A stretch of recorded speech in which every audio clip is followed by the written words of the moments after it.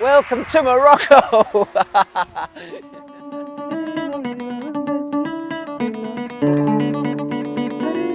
A quick guide to Morocco's most popular flying sites.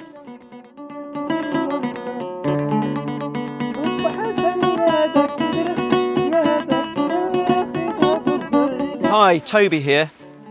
I've been flying in Morocco for almost 20 years and I have more airtime in Morocco than anywhere else in the world.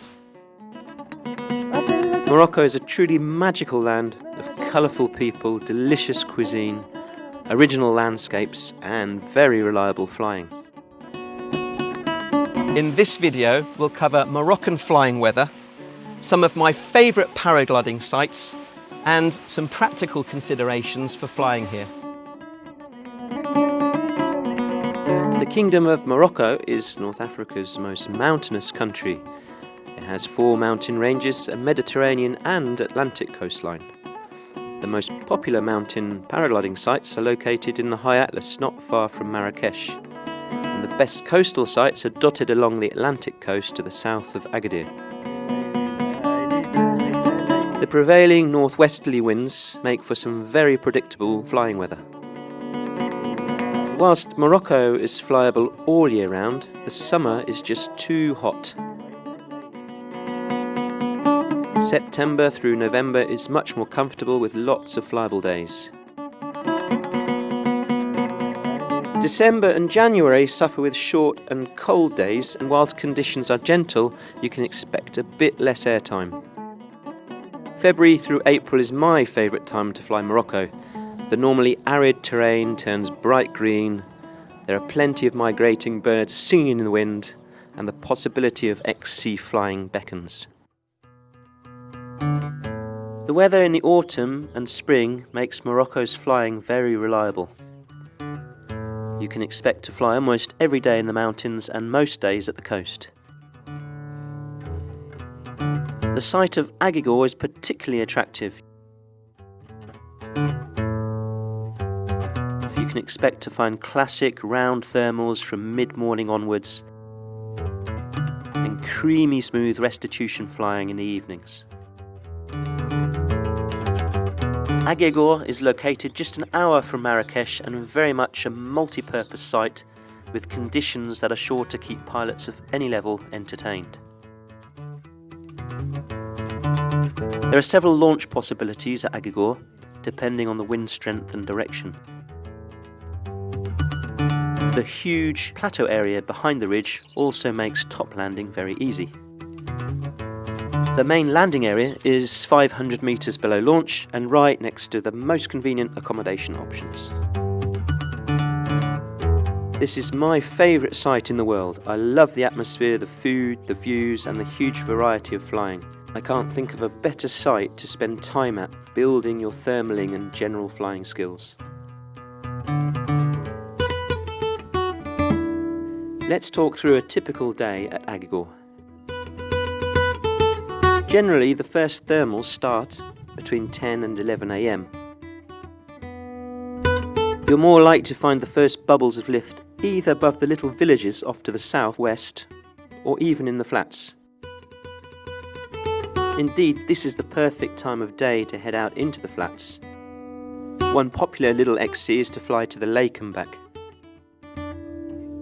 By mid-afternoon, launch conditions can sometimes become strong. Perhaps this is the perfect time to enjoy some delicious lunch. Conditions start getting smoother from about 4 PM, and by now the thermals are more likely to be on the mountain. If the wind is off to the north, as it usually is, you could fly around the corner up the secluded valley along the Kik Plateau. There you'll be rewarded with a remote village landscape, and you can even shout "Assalamu alaikum" to a remote shepherd as you fly past.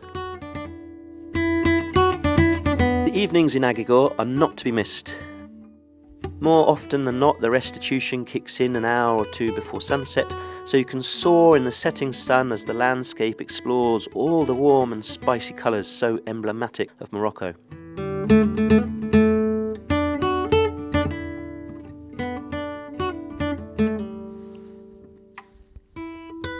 A couple of things to be careful of.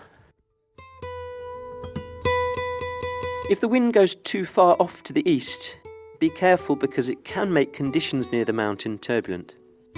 Also, avoid landing on the middle plateau where the terrain is rather less flat than it might appear. If the top bridge isn't working, don't be tempted to soar down. Rather head out early over the lower ridge or into the flats. After all, it's usually by having some height over the ground that you're more likely to find a consolidated thermal that you can use.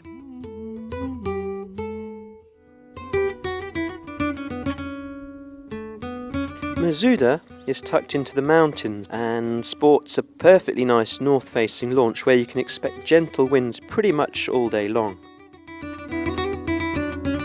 The launch winds are often off to the east slightly, but be careful if they blow more than 45 degrees, as it might mean too much wind in the mountains.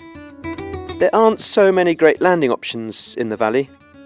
The landing that most visiting pilots use is the wadi, or the dry riverbed. Winds tend to blow up the wadi from the north or northeast. Take care landing here in the middle of the day, as it can become very thermic. There's so much flying to be had here. Usually you'll get 3 chances to thermal. If you don't connect with a thermal immediately after launch, you'll expect to find the second one over the next ridge. Failing that, the thermals out in the flats often work best. XC options include flying out into the flats or travelling along the mountains to the west or east. As with Aguergour, you can expect evening restitution most days.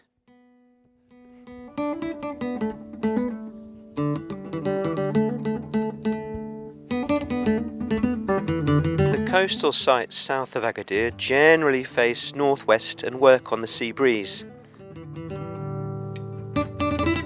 The winds are often on the light side, but when strong enough, these sites can be a total joy.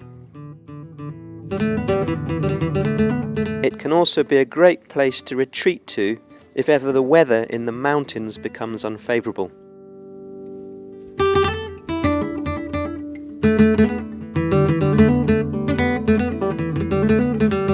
These 2 sites are just 100 yards apart. Eagle's Nest is a bit more upmarket but has a slightly tighter launch. These sites are classic soaring sites, but you can also expect to bag the odd thermal in the middle of the day. Low air timers should take extra care in the middle of the day because the thermals are usually very close to terrain. The main landing by the road is also very small, so be sure to ask about the alternative large field just to the north. Legzira is located about half an hour south of Eagle's Nest, and it tends to be a lot less crowded and is particularly useful if the wind is more off to the west. Legzira offers less soaring and more thermaling than Eagles and Nigels. You can land on the plateau below, but if the tide's out, you can also land on the beach. Morocco has plenty of other paragliding sites. On the coast, about 20 kilometres north of Eagle's Nest, you'll find Aguergour Beach, the perfect venue to fly over inhabited cliff caves and practice your wagga moves in the sand. After Aguergour, my favourite place to fly is probably the Tafraout area located in the Moonscape and otherworldly Anti-Atlas Mountains. There are also certainly new sites waiting to be discovered in the Middle Atlas and Rif Mountains. Paragliding in Morocco is definitely growing in popularity. But as with just about every other developing country, don't expect top-notch emergency services. You should also fly with a school or with qualifications and, of course, insurance. One added challenge to flying in Morocco is complying with local regulations. To ensure you can enjoy the skies to your heart's content, make sure you arrive with all your flying permits. These could take about a month to get hold of. A good guide will not only know all the sites and speak the language, but can also help sort out any relevant flying permits you might need. In summary, Morocco is still a wild place to fly, and the crazy culture is sure to turn any paragliding trip into an adventure.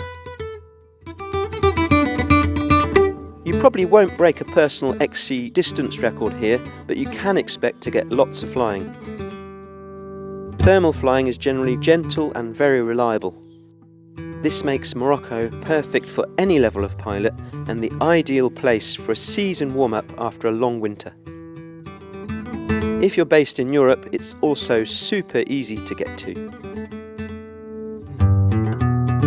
I really hope you found this guide useful. If you did, please give it the thumbs up.